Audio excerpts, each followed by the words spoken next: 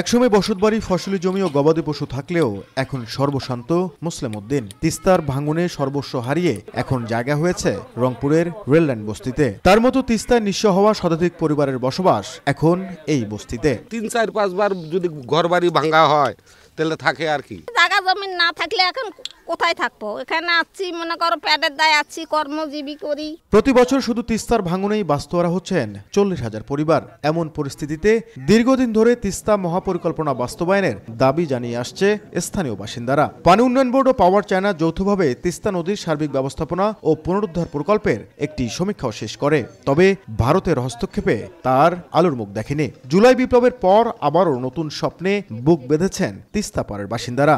আমরা এতদিন অপেক্ষা করেছি, আর 1 বছর অপেক্ষা করা খুব বেশি কষ্টের না, যদি সেখানে আপনাদের মতামত প্রতিফলিত হয়। আমি আপনাদেরকে যেই কথাটা দিব সেটা হচ্ছে, আপনাদের মতামত ছাড়া কোনো মহাপরিকল্পনা চূড়ান্ত হবে না।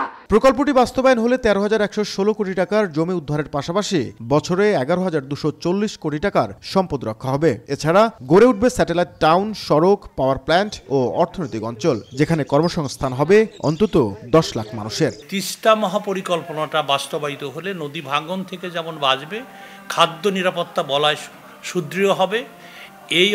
এই খাদ্য ঘাটতির যে জায়গাটা আমরা মোকাবেলা করতে পারবো। আমরা চাই যে তিস্তাকে সংস্কার করে এই যে গৃহহীন, ভূমিহীন, ছিন্নমূল মানুষগুলোর পুনর্বাসন হোক, তাদের কর্মসংস্থান সৃষ্টি হোক। তিস্তা এখন যে দুঃখের কারণ, এটি যেন আমাদের ভালোবাসার তিস্তা হিসেবে আবির্ভূত হয়। প্রতি বছর ভাঙন ও প্লাবনে তিস্তা অববাহিকায় ক্ষতির পরিমাণ 1 লাখ কোটি টাকার বেশি। রংপুর অঞ্চলে যে দারিদ্র্যের হার বাড়ছে, সেটির অন্যতম কারণ এখন তিস্তা। প্রতি বছর বন্যা, ভাঙন, প্লাবনে জীবনযুদ্ধের লড়াইয়ে এখন অনেকটাই ক্লান্ত তিস্তা অববাহিকার মানুষ।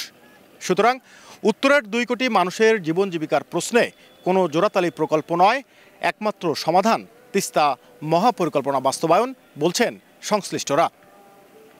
নাজমুল ইসলাম নিশাত, সময় সংবাদ, রংপুর।